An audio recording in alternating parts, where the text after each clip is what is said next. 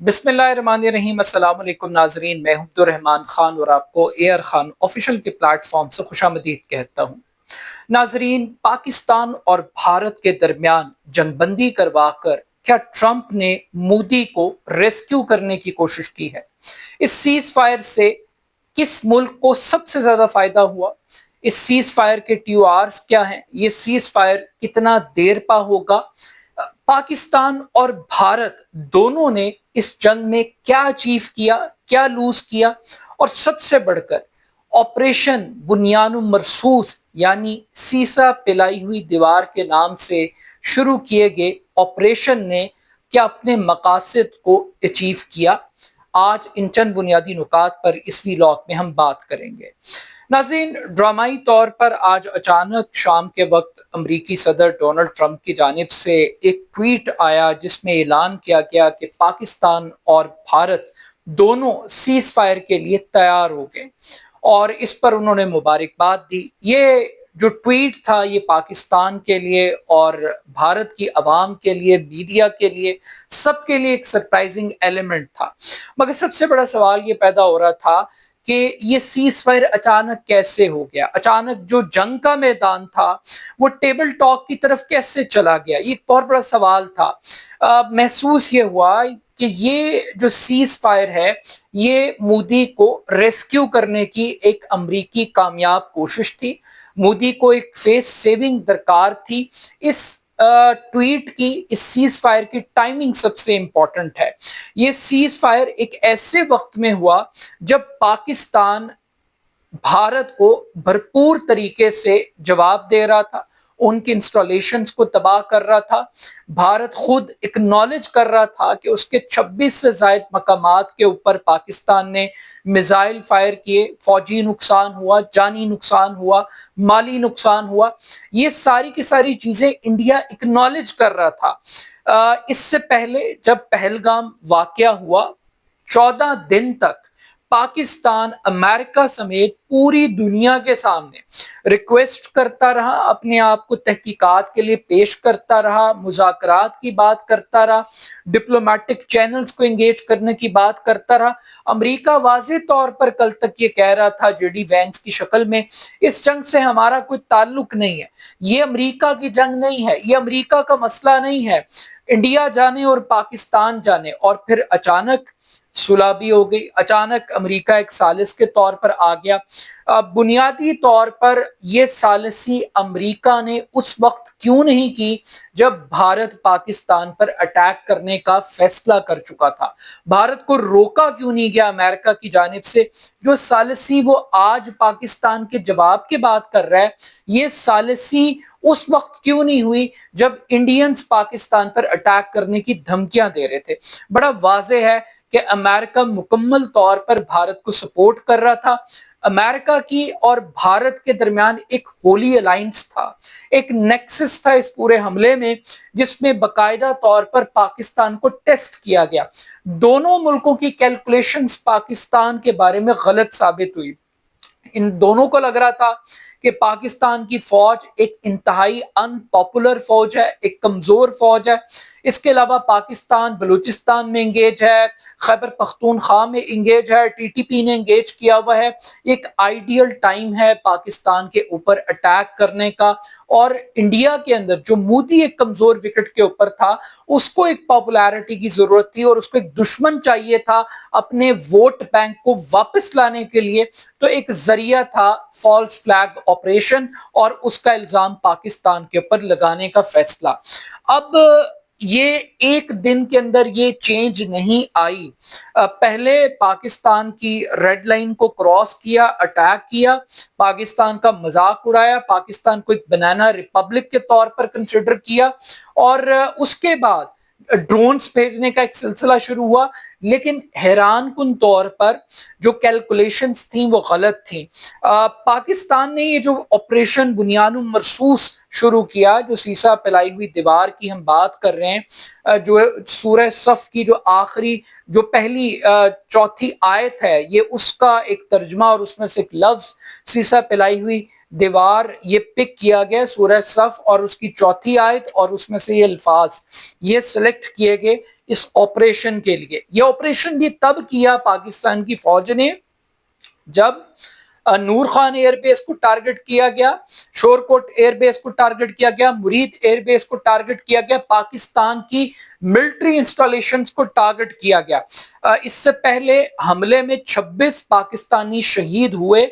یہ irreparable لاس ہے, یہ ایسا لاس ہے, ایک ہسٹوریکل فیکٹ ہے کہ انڈیا نے اتنی جرت کی کہ وہ پاکستان میں داخل بھی نہیں ہوا, لیکن اس نے سو کالڈ ٹیررسٹ کیمپس کو ٹارگٹ کیا باقاعدہ طور پہ, مرید کے جس کا تعلق حافظ سعید صاحب کے ساتھ, اور احمد پور شرقیہ جس کا تعلق مولانا مسعود اظہر صاحب کے ساتھ تھا. اور ان دونوں کو ہم تو نہیں لیکن انڈیا یہ کنسیڈر کرتا ہے کہ یہ ٹیررسٹ ہے. یہ کبھی نہیں ہوا تھا. عمران خان صاحب کے دور میں بھی انڈیا نے اٹیک کیا تھا, اس انڈین اٹیک کے اندر پاکستان میں کوے مرتے تھے. آج پاکستان کے اندر جب انڈیا اٹیک کرتا ہے تو بے گناہ انسان قتل ہوتے ہیں. اور اس وقت ہم نے ایک ابھی نندن پکڑا تھا اور اس کو ایک وار ٹرافی کے طور پہ انڈیا کو واپس کیا تھا.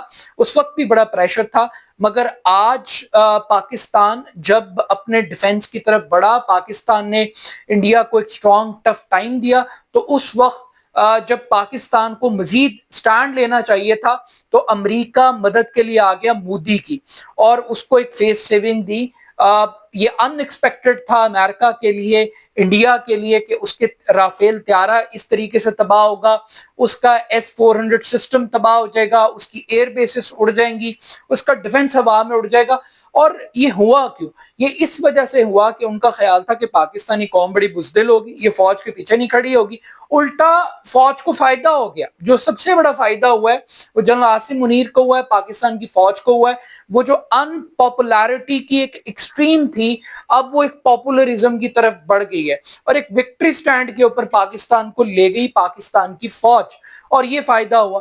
اور پھر ایک یونٹی آ گئی, جو ڈفرنسز تھے اور فار دا ٹائم بینگ قوم کے اندر سے وہ چیزیں دور ہو گئی اور ایک پیج پہ سب آ گئے, اور یہ ایک ان ایکسپیکٹڈ چیز تھی. جہاں تک پاکستان کی ٹیکنالوجی کی بات ہے تو انڈینز نہیں انڈرسٹینڈ کر رہے تھے کہ جو چائنیز ٹیکنالوجی ہے, جو ٹرکش ٹیکنالوجی ہے, وہ اتنی طاقتور ہوگی کہ وہ انڈیا کو ناکو چنے چبا دے گی. اب میں کیوں کہتا ہوں کہ ریسکیو کیا انڈیا کو, میں کیوں کہتا ہوں کہ یہ ایک فیس سیونگ دی ہے انڈیا کو, یہ اس وجہ سے دی ہے کہ انڈیا کو پھینٹی لگ رہی تھی. انڈیا کا جو ڈیفنس سسٹم تھا وہ فلاپ تھا, انڈیا کو ایک ڈیفیٹ ہو چکی تھی, سائیکولوجیکلی وہ لوگ ہار چکے تھے, وہاں بلیک آؤٹ ہو رہے تھے, وہاں لوگ خوف کا شکار تھے. پاکستان کے اندر ایسی کوئی سچویشن نہیں تھی, بلکہ ایک وار کامیڈی پاکستان کے اندر ہو رہی تھی, لوگ انجوائے کر رہے تھے. اب پاکستان نے کیا اچیو کیا ہے, یہ بڑی ایک انٹرسٹنگ بات ہے کہ پاکستان کی جو پولیٹیکل لیڈرشپ ہے, مجھے آج بھی یہ لگتا ہے کہ یہ خوف زدہ تھے, یہ نہیں چاہتے تھے انڈیا کو جواب دے. انہوں نے پوری کوشش کی, لیکن یہ جنگ مسلط ہوگی, یہ جواب مسلط ہوگا, اور یہ دینا ہی پڑا. اگر یہ نہ دیتے تو شاید قوم ان کو جواب دے دیتی کسی طریقے سے, تو یہ ان کو دینا ان کی مجبوری تھی, ان کے پاس کوئی چوائس نہیں تھی. تو یہ ایک بڑی مجبوری کے اندر پاکستان کی گورنمنٹ نے یہ جواب دیا, اور یہ پریشر کے اندر جواب دیا. لیکن اب جب انڈیا پھنس چکا تھا تو کیا ہمیں پیچھے آنا چاہیے تھا, کیا ہمیں رک جانا چاہیے تھا, یا ہمیں کچھ ٹرمز آف ریفرنس کے اوپر بات کرنی چاہیے تھی؟ کیا کشمیر کے اوپر کوئی اچیومنٹ ہم لے سکتے تھے؟ کیا سندھ طاس معاہدے کے حوالے سے ہم نے ان سے کوئی کلیئرٹی لی؟ کیا جو پاکستان کے اوپر جو بارڈر گرم کیے ہیں انڈیا نے, اس کے اوپر کچھ اچیومنٹ ہوئی؟ کچھ بھی نہیں ہوا. ڈی جی ایم اوز ملیں گے, وہ مذاکرات کریں گے, وہ بات چیت کریں گے, کوئی گولی یہاں سے نہیں چلے گی, وہاں سے نہیں چلے گی. یعنی اس کا دوسرا مطلب یہ ہے کہ پاکستان نے انڈیا کو صرف اس وجہ سے جواب دیا ہے کہ پاکستان ایک سیز فائر چاہتا تھا. یعنی ہم نے جواب اس لیے نہیں دیا کہ ہم انڈیا کو انڈیا کی اوقات بتائیں, ہم سیز فائر کی اوقات تو ہم نے اوبویسلی بتا دی ہے, لیکن میرا خیال ہے کہ پاکستان کو کچھ اور حاصل کرنا چاہیے تھا. اب اس پوری جنگ کے اندر انڈیا کے لیے ایک اچیومنٹ ہے کہ انڈیا نے پاکستان کی ٹیریٹری کے اندر اپنے ٹارگٹس کو ہٹ کیا اور جانی اور مالی نقصان پہنچایا. یہ ماننے والی بات ہے. پاکستان کے لیے اچیومنٹ ہے کہ پاکستان نے منہ توڑ جواب دیا, پاکستان نے رافیل طیارے گرا دیے, پاکستان نے ان کا ایئر ڈیفنس سسٹم تباہ کر دیا, میزائل فائر کر دیے. یہ پاکستان کی اچیومنٹ ہے, لیکن یہ اچیومنٹ کافی نہیں ہے. میرا خیال ہے کہ انڈیا نے بہت بڑی ریڈ لائن کو کراس کیا ہے.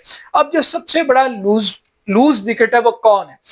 सबसे पहले तो एक हाथ हो गया है गोदी मीडिया के साथ, इंडियन मीडिया के साथ, जो लाहौर फतह कर रहा था, जो कराची फतह कर रहा था, जो पंजाब के अंदर दाखिल हो गया था, वो उनसे एक्सेप्ट ही नहीं हो रहा। ये जो सीज फायर है उन्हें समझ ही नहीं आ रही, क्योंकि वो एक मीडिएटेड रियलिटी के अंदर थे, वो हकीकी दुनिया में थे ही नहीं, तो उनके लिए एक्सेप्ट करना बड़ा मुश्किल है। तो मोदी की गवर्नमेंट ने अपने ही मीडिया को कॉन्फिडेंस में नहीं लिया, बिल्कुल इसी तरीके से जैसे पाकिस्तान की गवर्नमेंट ने पाकिस्तानी मीडिया को इन्फॉर्म नहीं किया, बल्कि ये अमेरिकन प्रेसिडेंट साहब हैं जो पाकिस्तान और इंडिया की आवाम को बता रहे हैं कि जनाब अब हमने दोनों को कहा बंदे बनो और मिलजुल के काम करो, पुरानी तनख्वाह के ऊपर काम करो। तो ये जो सुलह हुई है या जो सीज फायर हुआ है, ये पाकिस्तान की मोहब्बत में नहीं हुआ, ये इंडिया की मोहब्बत के अंदर हुआ है, इंडिया के इमेज को बचाने के लिए हुआ है, क्योंकि वो इंडिया जिसको वो चाहते हैं कि वो चाइना के मुकाबले में खड़ा हो, जिसको वो चाहते हैं कि वो इसराइल की तरह उनका जो डिफेंस का सिस्टम है वो मजबूत दिखाई दे। जब इंडिया का इमेज तबाह हुआ है सिक्योरिटी पर्सपेक्टिव से, जब इंडिया को लॉस हुआ है कि उसका जो गुरूर और तकब्बुर है वो मलिया मेट हो गया, तो ऐसी सिचुएशन के अंदर सीज फायर किया गया। इस सीज फायर की पाकिस्तान को फिलहाल जरूरत नहीं थी, ये सीज फायर मोदी को चाहिए था, इंडियन गवर्नमेंट को चाहिए था। तो एक तरह से अमेरिकन ने मदद की है इंडिया की। अब ये जो डायलॉग का प्रोसेस है ये ट्रम्प के लेवल पे नहीं हो रहा था, ये बड़े लो लेवल पे इंगेज हुआ है। यानी इसमें अमरीकी वजीर खारजा ने 2 टेलीफोन कॉलें कर दी, सऊदी अरब का एक वजीर ममलिकत बराए खारजा वो पाकिस्तान का दौरा कर गया, ईरान के वजीर खारजा आगे, कोई प्रेसिडेंट लेवल के ऊपर कोई इंगेजमेंट नहीं हुई दोनों मुल्कों में, किसी ने भी इतनी सीरियसनेस नहीं शो की। बल्कि ट्रम्प भी कभी कहते रहे मैं सालिसी करा देता हूं, कभी कहते रहे कि यार ये दोनों आपस में लड़ मर के खुद ही ठीक ठाक हो जाएंगे और पुरानी तनख्वाह के ऊपर काम करेंगे। तो but still at the end of the day इस सीज फायर से इंडिया को एक फेस सेविंग मिल गई, और वो जहां लॉक हो गया था, जहां पाकिस्तान ने उसकी गर्दन को दबोच लिया था, उसके गिरेबान को पकड़ लिया था, उसके डिफेंस सिस्टम को एक्सपोज कर दिया था, और जहां पाकिस्तान ने अपने इंटरनल क्राइसिस के ऊपर काबू पा लिया था, वहां पर ट्रम्प साहब ने मोदी को बचाने के लिए इस सीज फायर को किया है। लेकिन मेरा ख्याल है कि आई थिंक बहुत सारे लोग जो लापता थे, मिसाल के तौर पे नवाज शरीफ जो कि गूंगा था, जो एक जुमला नहीं बोल पा रहा था, मोदी को उसके खिलाफ एक आध मरतबा उसकी बेटी ने ट्वीट किया, मरियम नवाज ने, बाकी वो सब लापता थे। तो पाकिस्तान की गवर्नमेंट तो बड़ी एक अजीब कैफियत के अंदर थी। ये तो खुदा का शुक्र है कोई 4 मिसाइल काम आ गए, कोई एयर फोर्स काम आ गई, उसने त्यारे शारे गिरा दिए, वरना इनके हवास बाख्ता थे, इनका कॉन्फिडेंस जीरो था। कौम का कॉन्फिडेंस था, फौज का था, फौज के सिपाहियों का था, फौज की टॉप लीडरशिप को भी मुझे नहीं पता, क्योंकि एक लिमिटेड रिस्पांस देने में और फुल फ्लेज वॉर के अंदर एक्ट करने में बड़ा फर्क है। ऑब्वियसली एक एटमी जंग नहीं होनी चाहिए, जंग से गुरेज करना चाहिए, जंग बड़ी बुरी चीज है, लेकिन अगर आप अमन चाहते हैं तो जंग के लिए तैयार रहें। और ये पाकिस्तान को प्रवोक किया गया था, पाकिस्तान के ऊपर तो मुसल्लत की गई, पाकिस्तान पास वो चॉइस ही नहीं थी।